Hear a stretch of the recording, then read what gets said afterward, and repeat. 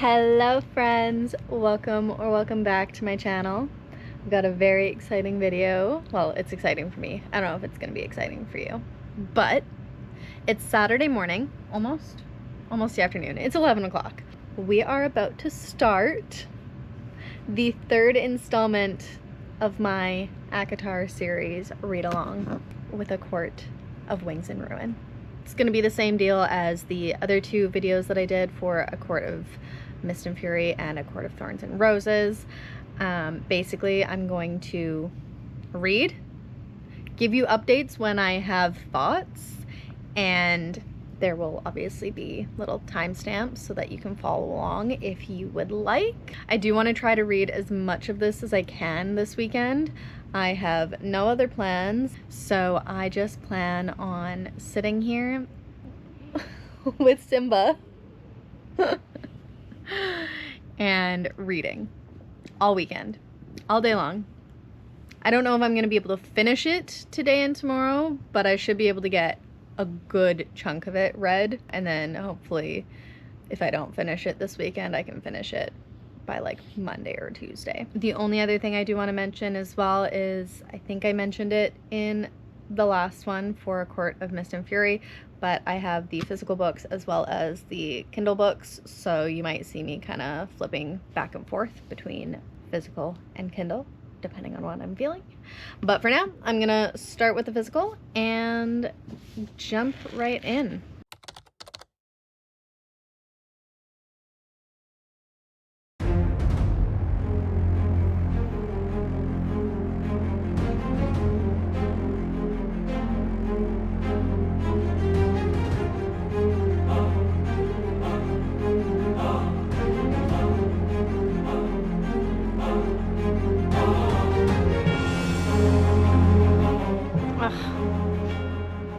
Only on page 9 and I'm already grossed out because she's back with Tamlin again. Why wouldn't you just stay with Rhysand? Why is she back with Tamlin?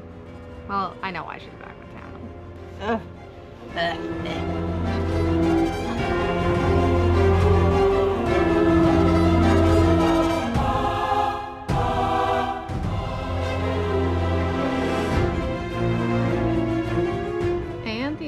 So stupid. I love that Feyre's just like talking about all the ways that she would love to just rip Ianthe to shreds.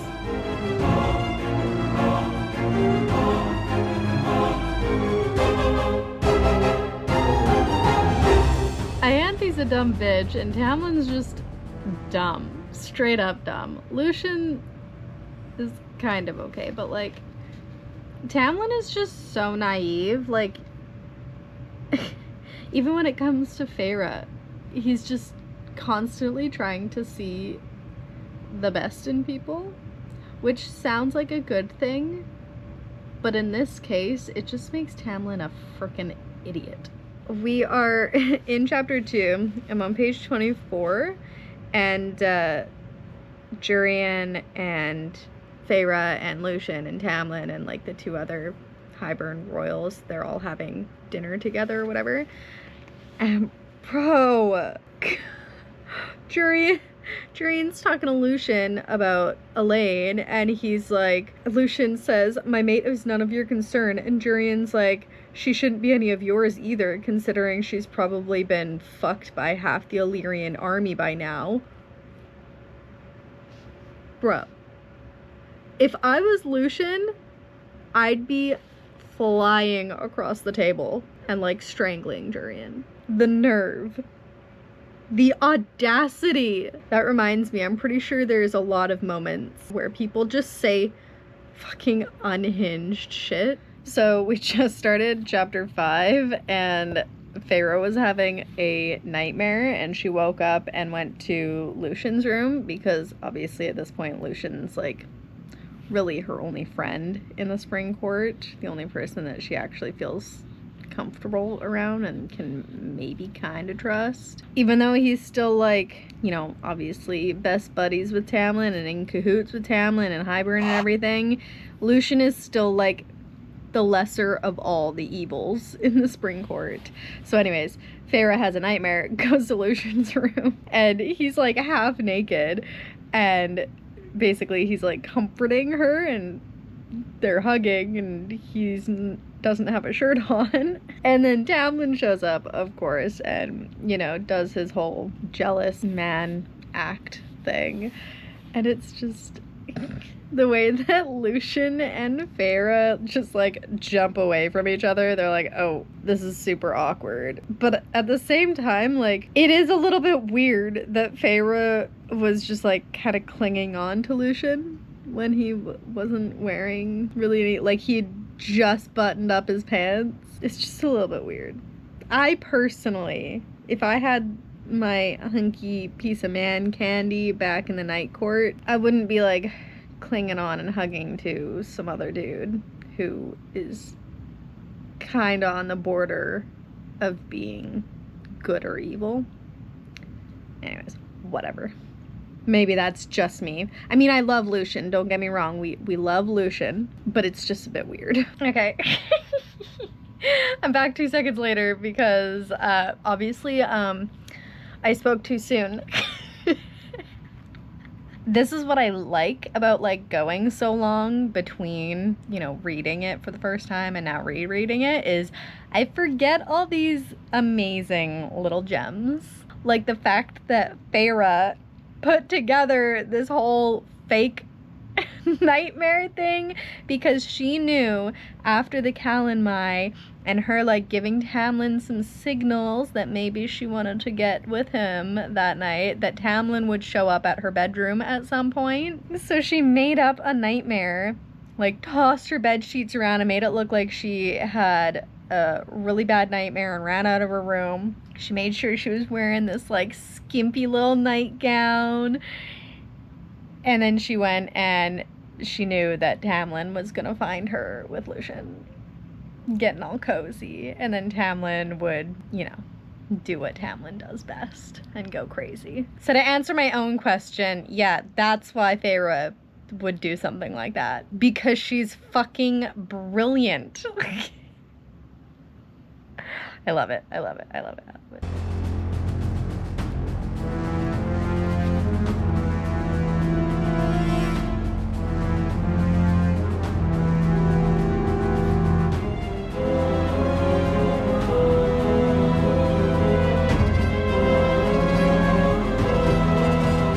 Alright, so we just got to the end of chapter 8, and just checking in to make sure that we're all on the same page. Ianthe's the fucking worst, right? Right? We're all, like, in agreement on that. She's the worst. Okay, cool. Like, as bad as Tamlin can be, I'm hesitant to say he has some redeeming qualities, but, like, at the end of the day, at least he's doing what his messed up little mind thinks is going to be best for everyone and not just selfishly for himself. He's going about it in a totally wrong way, but somewhere in his brain, his method makes sense to protect everyone in his court and whatever. But Ianthe, she has no redeeming qualities, right? We can all agree on that, right? Because the way that she is trying to basically gain all this power, and she's the one that really wanted Tamlin to team up with Hybern, and now she's basically trying to get Tamlin to choose her over his sentries who've had his back since forever. She's just the worst.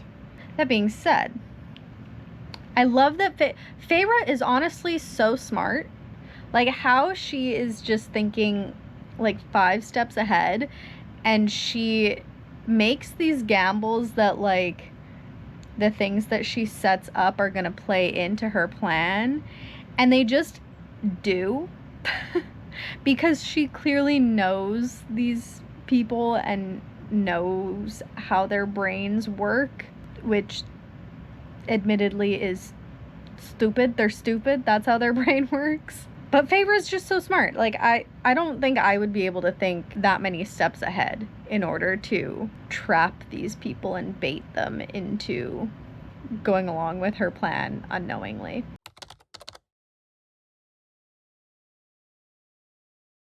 All right, we are nearing the end of chapter 13. Feyre and Lucien have run into Lucien's brothers in the Winter Court after having a little bit of a tiff with them in the Autumn Court and then running off. They caught up to them in the Winter Court again, had a little bit of a battle going on, and guess who came and saved the day? Our wonderful Cassian and Asriel. They swooped in with their little bat boy wings and saved Feyre and Lucien from the nasty Autumn Court brothers. We love that. We love to see Cassian and Asriel again. It's what page are we on now? It's like page 124. So it's been over 100 pages without Cassian or Asriel, or, you know, we've gotten a few little glimpses of Rhysand through his bond with Feyre, but other than that, we haven't actually spent any time with any of them in the first 124 pages, so it is nice to be back with the boys. Oh, okay.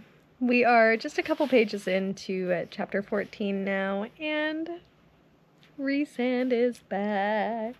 Or, well, I should say Feyre is back with Rhysand. Reading about them coming back together, it warmed the freaking cockles of my heart. I just loved it so much. Those violet eyes met mine as that familiar half-smile faded. My face crumpled. A small broken noise cracked from me. Rhys was instantly moving, but my legs had already given out. The foyer carpet cushioned the impact as I sank to my knees.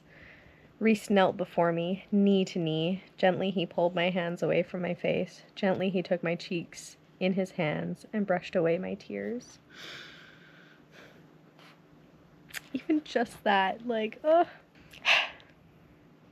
Gotta love him. So we have reached chapter 20 now, and honestly, not a whole lot, like, plot-wise has really happened. It's just been, I think, since I updated last and, you know, we came back to Rhysand and back to the Night Court and everything, it's mostly been talking about what their plan is to go into this war with Hybern, and they have to go try and make alliances with all these other territories and like high lords and stuff, because obviously people had a bad view on the Night Court. They thought that Rhysand was this evil high lord, so now they have to try to convince everyone that Rhysand is not evil and that he actually wants what's best for everyone, and Hybern is the problem. So that's basically what the last few chapters have kind of been surrounding. I know I said this when we were reading the last book, but I just love the Night Court people. Like, the whole crew, Asriel, Amren, Mor, Cassian, Rhysand, all of them, they just, the way that they have banter with each other, like, you know, everyone loves the banter between Rhysand and Feyre, but the banter between all of them is honestly just so good. Like, they all just kind of fuck with each other, but in like such a way that you know that they love each other. Like, it's truly like a family. I mean, most of them have been together hundreds and hundreds of years, so obviously they are family at this point, but it's just, I don't know, there's something about it I just love. And even now with Nesta and Elaine kind of being part of the inner circle, the banter between like Cassian and Nesta, you get little sprinkles of like, I mean, obviously at this point Cassian has kind of said, well, not kind of, he actually did say he couldn't stay away from Nesta. I don't know, Nesta's just so like, everybody hates her, right? Because she's a bitch, but she has this like dry, not even humor, just like she says things how they are and she doesn't really care if she hurts people's feelings. But I kind of dig it because she also doesn't necessarily want to be treated like a little fairy princess. Anyways, yeah, those are kind of my thoughts. Like I said, not a whole lot plot wise has gone on, but we're getting to see more of the interpersonal like dynamics and the relationships between everyone, and I just love it. I love being back with them. I always forget until I actually open the books up. Like, I know that I loved the books the first time I read them, but you kind of forget what happens, and then when you're rereading them, you're like, right, this is why I loved it so much. So anyways, I'm gonna keep reading. I'm actually making myself some hot chocolate right now. Well, I'm boiling water to make hot chocolate. So I'm gonna have some hot chocolate, and I think I might have a little chocolate chip cookie. So just a little mini update. Not really anything to do with the plot whatsoever, but I just want to point out, like, I knew this even the first time I read the books, but you know how, like, we can all agree that we love Rhysand. He's amazing, one of the best book boyfriends out there. We're all on Team Rhysand. Then I feel like after Rhysand, most people have this thing about Asriel, you know, being... I'm gonna make myself cringe saying this, but Asriel is a shadow daddy. Anyways, and people just like have this thing for him, which is fine. I can appreciate that. Asriel's cool, but like he wouldn't be my first choice after Rhysand. Personally, I'm a Cassian girly. And doing this reread, I'm realizing even more that I am a Cassian girl. And where are we now? I just started chapter 28, so we're almost halfway through. And the more I read and the more scenes we get with Cassian, the more excited I get to read A Court of Silver Flames again. Ugh, I'm just so excited. I love Cassian. I think he's hilarious. He's got this like dry, sarcastic sort of humor, and he's just like a good guy. He's a badass. He's strong, but he's also like really sweet, and he actually cares. And like, even so, like the scene that I'm reading at the beginning of chapter 28 here, him and Feyre are training. They're doing one of their training sessions, and they had a really hard night the night before, and he's just like, what do you want?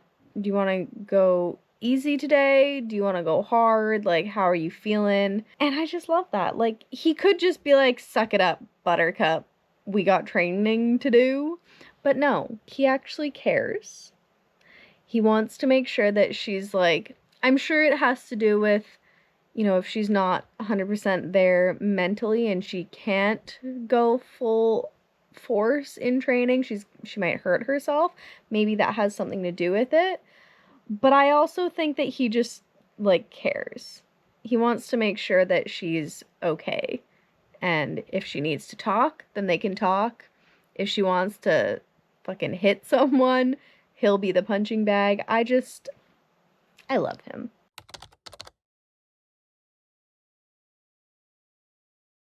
Hello, friends. So I know I'm in the exact same spot, but it is indeed the next day.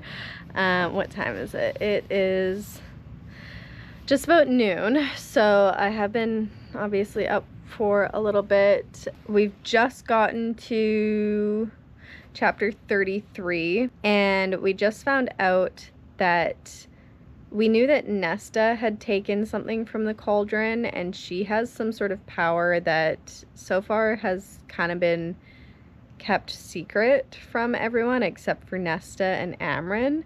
Amren's been like training her in secret, and they're not really telling anyone what Nesta's powers are or anything.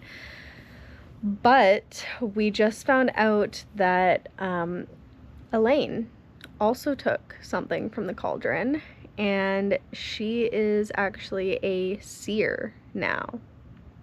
So all this time that they think that she's kind of just been like losing her mind and talking nonsense.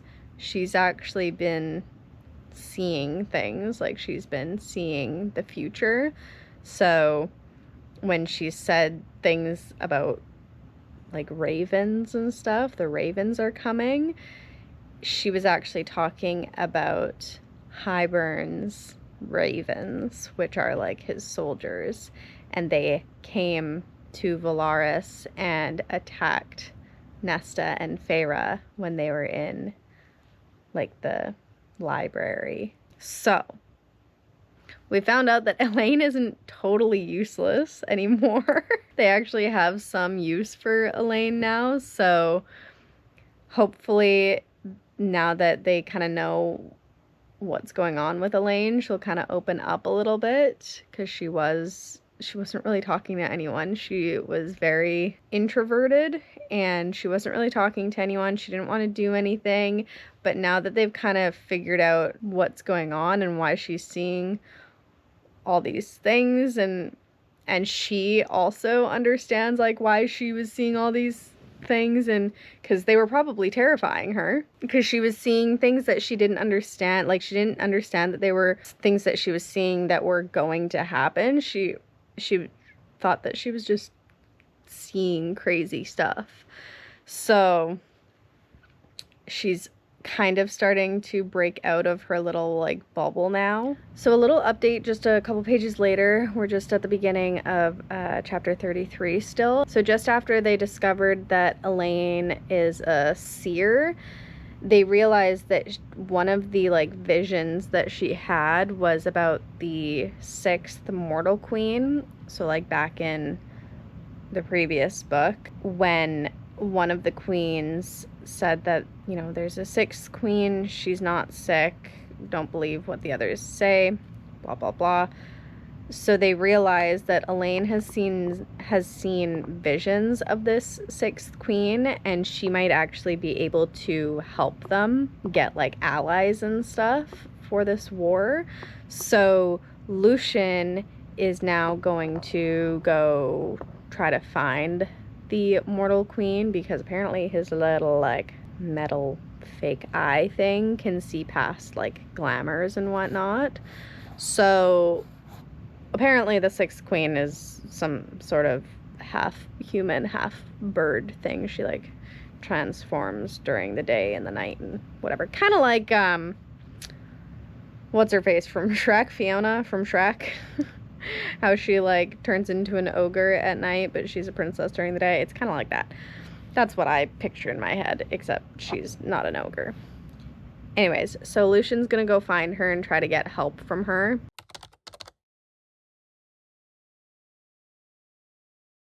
Alright, so we've just reached chapter 38, and basically in the last couple chapters, Hybern decided to attack the Summer Court, and as we know, Tarquin, the High Lord from the Summer Court, not a huge fan of Feyre and Rhys and the Night Court right now, because they stole part of the Book of Breathings from him in A Court of Mist and Fury, and he found out about it and sent them like blood rubies and basically said they're on his like hit list. And when they were trying to like organize a meeting with all the High Lords to get everyone kind of on the same page and get everyone allied to fight against Hybern, Tarquin was one of the High Lords that hadn't replied, because he was basically like, yo, fuck you guys like used me and stole from me. When in all reality, if they had actually just like approached him and talked to him and explained everything, he probably would have actually just helped them without them having to like go behind his back. But anyways, so Hybern decided to try to attack the Summer Court, and everyone from the Night Court obviously rushed over there and helped the Summer Court soldiers to fight against Hybern's army, and there was a huge battle. People died, mostly Hybern's people, thank God. Nobody important. Well, I mean, I'm sure there's important people, but nobody important to us. Nobody important to the main characters in the book died. So anyways, at the end of chapter 37, friggin' King Hybern is such a little weasel. He's so gross. So he was standing there talking to Rhysand. Rhysand was trying to use his special magic powers, his Daemati powers, to try to get into King Hybern's like brain and see what was going on. But then of course we find out that King Hybern wasn't actually there in person. He was like an illusion. So he was there talking to Rhysand, and Rhysand was trying to get into his brain and he couldn't, and Feyre was not in the same area, but she was speaking to Rhysand through their bond, and she was like, dude, just kill him. And Rhysand was trying to get more information because he didn't want to just kill Hybern right off the bat, because he wanted to make sure there was no like lingering spells or anything. They needed more information from King Hybern before they just killed him. But eventually Rhysand did just like throw a javelin at him, and the javelin thing just went right through King Hybern because he wasn't actually there. He was just like an illusion. He just like made a little ghosty appearance of himself. Rhysand was obviously shocked. He was like, what the hell? What is going on? And King Hybern is like, did you think I'd appear at this battle myself? A taste. This battle is only a taste for you to whet your appetite. What a little weasel. What a snake. Alright, so we are just a couple pages into chapter 42 now, and I think we're finally starting to see Nesta maybe redeeming herself for her shit behavior in the last like 2.5 books, because she has decided to go with everyone to the meeting with all the High Lords. She said, I don't want to be remembered as a coward. And then she goes on to say, it was a distant thing, you know, war and battle. It's not anymore. And if I can help, I will. I want to tell all the High Lords what happened to me, meaning like what happened to her in the cauldron, which obviously, as we know, so far has been kept a secret basically between her and Amren. So she's now offering to go to the meeting with the High Lords and talk about what happened to her, even though it was clearly traumatic as hell. And then she goes on to say to Feyre, you went off to battle for a court you barely know, who barely see you as friends. Amren showed me the blood ruby, and when I asked you why, you said it was the right thing, that people needed help. No one is going to fight to save the humans beneath the wall. No one cares, but I do. So, you know, we're starting to see that a little crumble of a heart that Nesta actually does have. She does actually care. She's just like, she's got a heart, it's just crusted over, and maybe it's starting to crumble a little bit. Anyways, Rhys decides to offer Nesta basically the role of emissary between the Fae and mortal realms, now that Feyre can't do that because she's a high lady, so she can't be an emissary anymore. So Rhys offers that role to Nesta. Nesta's actually being helpful, which we love to see.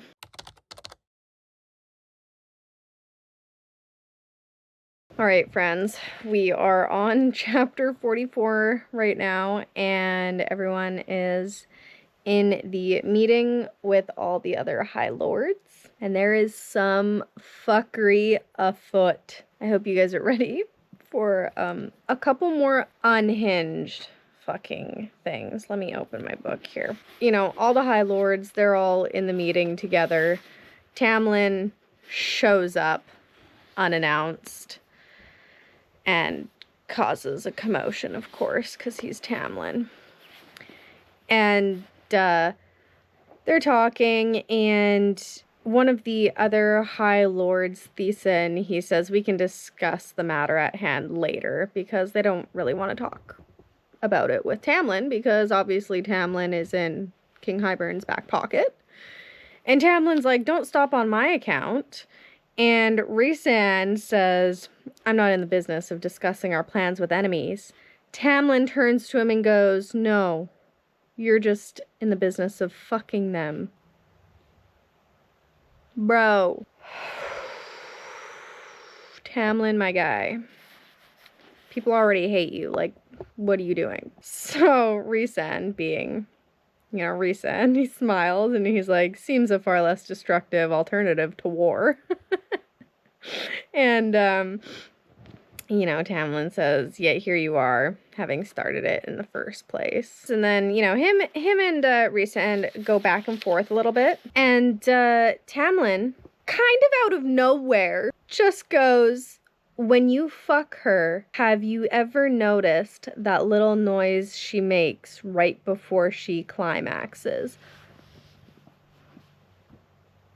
What? And mind you, this is in front of fucking everyone. Tamlin, what the fuck? You're not helping your cause, dude. You're not helping your cause. Like, I really do want to know what Tamlin's thought process is here, because if he's still trying to get Feyre back, like, A, it's not gonna happen anyways. She, you know, Rhysand is not only her mate, but she's like actually legitimately in love with him regardless of the whole mate situation. So I'm not really sure if Tamlin's motivation here is just like to fuck shit up. Like, I really don't know. I think he's just an angry little man at this point. That's where we're at right now. Shit's getting real in this meeting here, and I'm pretty sure everyone there wants to tear Tamlin apart. And I'm not really sure why they're not doing that.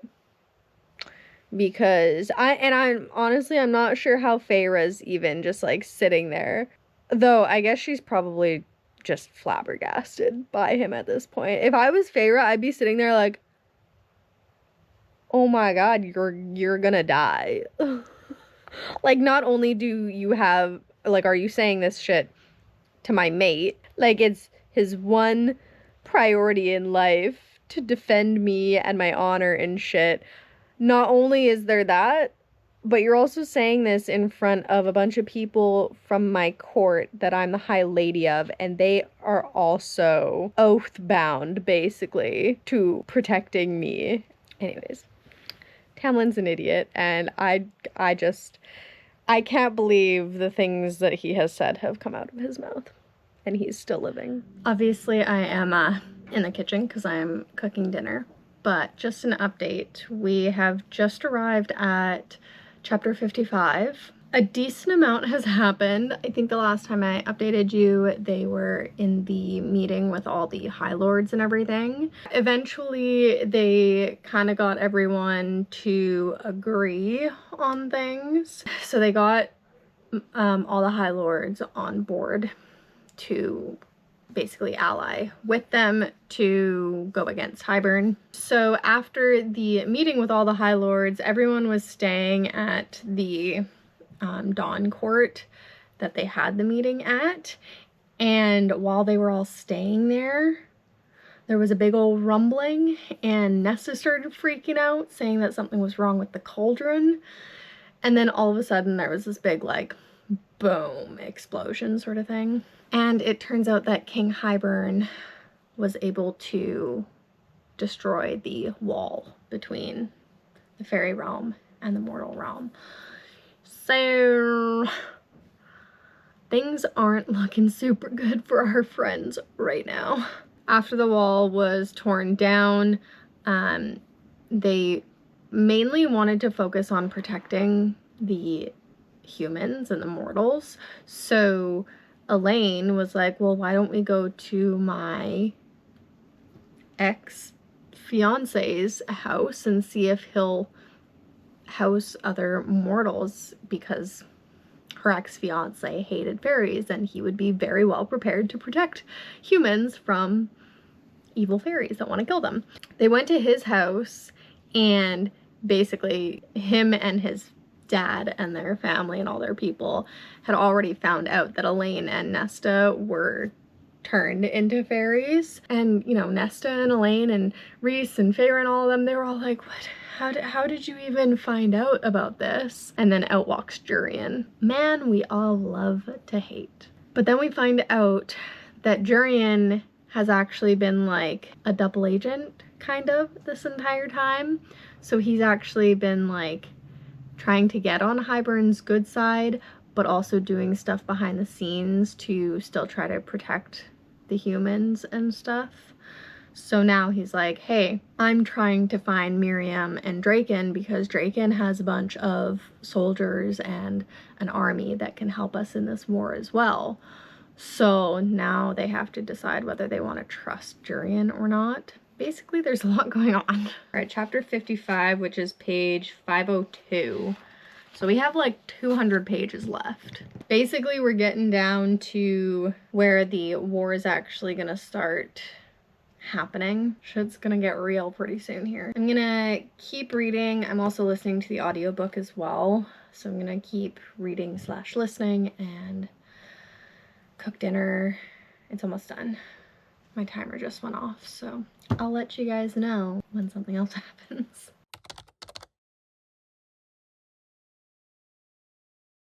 So we've reached chapter 61 now, and basically after they went to Elaine's fiance, ex-fiance, whatever you want to call him, they went to his house, sorted that out so that the humans are safe, and then using the intel that they got from Jurian, they ended up battling Hybern's army again in the summer court. And then during that battle, Feyre decides to go find the Suriel, who, if we remember from the other books, the Suriel is the one that answers all the questions. Feyre has protected the Suriel at one point in the past, so the Suriel basically, Feyre and the Suriel are like, they're besties at this point. So Feyre goes to find the Suriel to get some answers about basically how they can defeat King Hybern. And the Suriel tells Feyre that they can find the cauldron using Nesta, because Nesta and the cauldron are kind of connected. So Nesta can like sense the cauldron. And then as well as the Book of Breathings that Amren has been trying to like decode, the answer to destroying Hybern and his army is in the Book of Breathings. So once they finally get that decoded, they should actually be able to realistically defeat the King of Hybern. So as Feyre is talking to the Suriel about all this, our favorite priestess shows up, Ianthe, and she ends up killing the Suriel, which, like, I didn't think I would ever be sad about like a monster being killed, but the Suriel was one of those, like, it was a monster, but it was a monster that we loved because the Suriel was just hilarious, and the Suriel and Feyre were like buddies at this point. So Ianthe kills the Suriel, and then Feyre leads Ianthe and whatever Hybern cronies that she brought with her. Feyre leads them all to the Weaver's cottage and traps them in the Weaver's cottage with the Weaver. So obviously you know what happens there. Ianthe is finally gone. Oh, she's finally out of our lives, getting the ending that she rightfully deserves. There's a lot going on, man. We're at page 541 now, chapter 61, so we've got like 160-ish pages to go. All right, so we are now at chapter 65. So Nesta used her power to figure out where the cauldron was, which is great, but the cauldron also sensed Nesta and ended up like luring Elaine out of their camp and luring her to Hybern's camp by making her think that her like betrothed, her human fiance or ex-fiance, whatever you want to call him, it made her think that he was like outside the camp calling for her and telling her that he had a way of basically turning her back into a mortal, back into a human. So of course Elaine goes running after him, and now she's been like captured and taken back to Hybern's camp. Feyre decides that she's gonna like dress up and glamour herself to look like Ianthe, who she just killed a couple chapters back. And she's gonna go to Hybern's camp with Asriel and try to get Elaine back. So now we're at chapter 65, and we're gonna see if they can actually get Elaine back. Oh yeah, also during the battle, Cassian got really badly injured, and there was this really like kind of cute scene because Rhysand gets like super angry at Cassian because Cassian obviously went into the battle against Rhysand's command, and obviously Cassian did it because he wanted to save people. People were dying and Cassian wanted to protect people and save them. But then Rhysand was getting mad at him after the fact because obviously Rhysand doesn't want Cassian to die. And it was just like, as angry as Rhysand was, you could tell that he was angry because he was so scared to lose Cassian or for anything to happen to Cassian. It was just really sweet. And you kind of also see that Nesta was worried that something bad would happen to Cassian too, so. Alright, so a little mini update. Asriel and Feyre managed to get into Hybern's camp, and they met up with Jurian. Jurian led them to Elaine, but then it was discovered that they were there, and so they're running out of the camp away from Hybern's like soldiers and Naga hounds, which I don't even know how to describe them. They're basically really, really nasty dogs. So these Naga hounds were chasing them, and guess who shows up in his big bad wolfy form?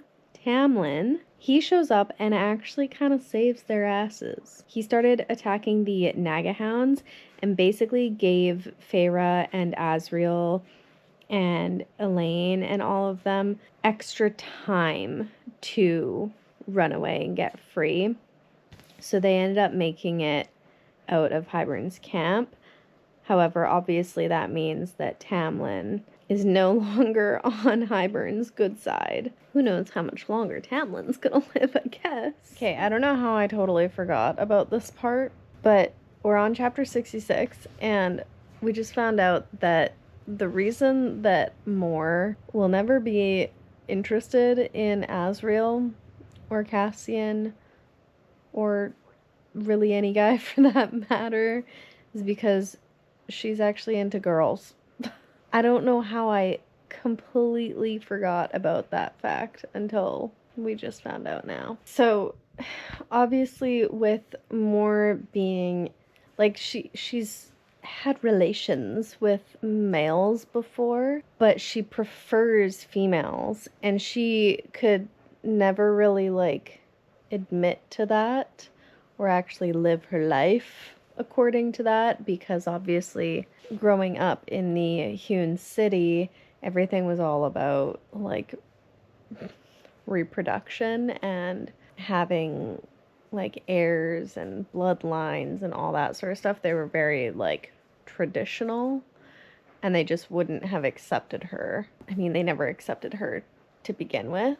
They would have had even less respect for her if she had been who she actually is. She would have been considered like selfish, and she would have been reviled for, you know, following her heart and being with who she actually wanted to be with.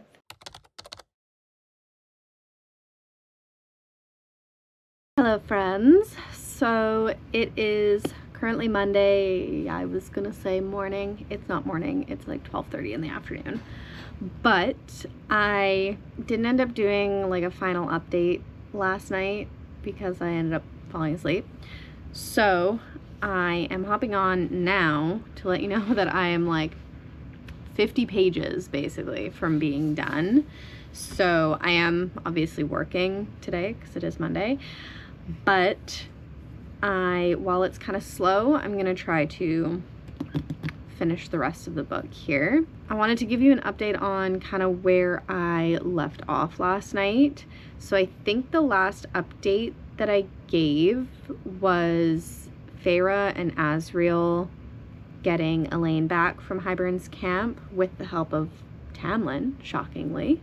We love to see that. He's finally doing something useful. But basically, we're at chapter 74 now. Essentially what's happened is the battle has just continued. The battle has continued between Hybern and the other High Lords.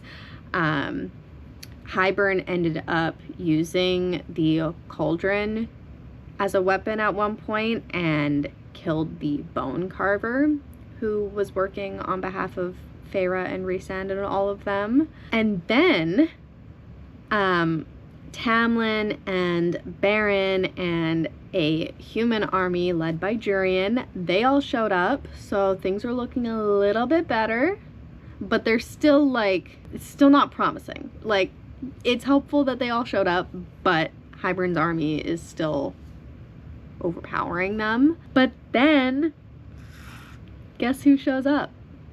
Miriam and Draken with Feyre's dad. I remember the first time I read this book, and I read that Feyre's dad showed up to save Feyre and Nesta and Elaine, and I was literally kicking my feet in the air, screaming, because I was like, yes, yes, you are redeeming yourself, Dad. He couldn't have come in clutch at any better moment, honestly. Anyway, so he showed up with Queen Vassa and their like reinforcements and everything with Draken and Miriam and whatnot. So once all of that happened, Amren ended up learning that like people like her and Feyre and Nesta and Elaine who have a connection to the cauldron can withstand its power if they touch it like at the same time. So Feyre and Amren end up going to try to find the cauldron to see if they can go and like basically nullify its powers and destroy the cauldron. Nesta and Elaine ended up staying back and not going to find the cauldron, basically to serve as like bait for the King of Hybern, because Nesta specifically, she has powers that she took from the cauldron and everybody knows this. So King Hybern obviously wants Nesta. So she stayed back so that they could kind of draw him out and draw him away from the cauldron so that Feyre and Amren could go and find the cauldron. And then at some point while Feyre and Amren are on their way to the cauldron, they come across the Weaver, who isn't going to kill them because the Weaver is on their side due to a bargain that the Weaver made with Rhysand. But then King Hybern shows up and he ends up snapping the Weaver's neck. So we have lost both the Bone Carver and the Weaver. And can I just say, like, those two have been around for so long, and it kind of seemed like they were just killed super easy. Like, the Bone Carver I kind of understood because the Bone Carver was killed because of the magic from the cauldron, and the cauldron is obviously, like, one of the oldest things in the world. So that, and, like, the most powerful. So that kind of makes sense. But the fact that the King of Hybern literally just snapped the Weaver's neck was a little bit weird to me, because she didn't even really try to do anything to him. Like, she kind of just stood there, and supposedly he was just so fast and just like grabbed her head and snapped her neck. So it just seemed a little bit weird to me. But anyway, so the King of Hybern kills the Weaver and then continues on to go find Nesta. And then Feyre does what Amren says and puts her hand on the cauldron. Sorry if I'm looking down. I have like notes that I wrote down from kind of what I read last night so that I could remember. Feyre put her hands on the cauldron and finds out that Amren has deceived her in some sort of way. And that's pretty much like where chapter 73 ended off. Like, I'll read the last couple sentences here. So she puts her hand on the cauldron, and it says, Amren watched me for a long moment and did not read from the book, did not put it in my hands. She shut the gold pages and shoved it behind her with a kick. Amren had lied. She did not plan to leash the king or his army with the cauldron and the book, and whatever trap she had set, I had fallen right into it. So, and then I fell asleep. Like, I fell asleep at such a climactic moment. So, I honestly, at this point, I don't even remember. I don't even remember what ends up happening. I'm kind of shook because there's no way that Amren's actually, like, doing something to deceive Feyre and Rhysand and all of them. There's no way. No, there's no way. There's got to be some sort of other, like, plan that Amren has. Because Amren is she's obviously super old and powerful too, right? So she probably is just thinking like a few steps ahead. She probably has a plan, and she just doesn't really want like Feyre to get in the way of it, or she doesn't want Feyre to end up like risking her own life or something. I don't know. We are off to a great start on chapter 74 here. Hybern shows up with Nesta and Feyre and Elaine's dad, basically holding him hostage. He wants what Nesta stole from the cauldron. And, you know, Nesta basically begged him not to kill her dad. And the King of Hybern says, "What will you give me, Nesta? Will you give me back what you took?" And she said yes. And then King Hybern says, "Even if I have to carve it out of you." And her dad obviously speaks up. He's like, "Don't you lay your filthy hands on my daughter." And then the King of Hybern just snaps his little neck. Which, like, on one hand, you could see that coming a mile away. But on the other hand, Nesta just agreed to give you what you wanted if you spared her dad's life, but now you just killed him, so you have no like bargaining chip. I don't really know what his goal was there. Then Cassian decided to try to attack Hybern, and Cassian is now like on the ground with some broken legs. Hybern was about to kill Cassian. Nesta like threw herself on top of Cassian after he basically like professed his very obvious love for her. She like threw her on top of him because she's like, "If you're dying, I'm dying with you." And then right as the King of Hybern is about to kill both of them, Elaine takes Asriel's truth teller sword and just absolutely obliterates him. She stabs it through his neck and just goes, "Don't you touch my sister, Miss Thing." Man, what is with people coming in clutch? Like, Tamlin came in clutch earlier, the girl's dad came in clutch, and now Elaine. Alright, so we just got to the end of chapter 75, and it's okay, guys. It's okay. Amren she didn't actually, like, backstab Feyre. She was just, it was all for a good cause. Basically, she lied to Feyre because she needed Feyre to basically be a conduit for the cauldron, because what the Suriel had told Feyre was just for Amren. It was what needed to be done was basically for Amren to shed her like mortal skin and to go back to what she originally was, like this big badass monster that she was originally before she was created into Fae. So Amren jumped into the cauldron, and then Feyre had to speak a spell in order for Amren to be released back into the world as she once was, which means that like she can't be Fae anymore, and she supposedly wouldn't actually remember anyone, and there was also the potential that Amren would get released and end up like killing everyone because she wouldn't remember who she was or remember who they were. But she didn't.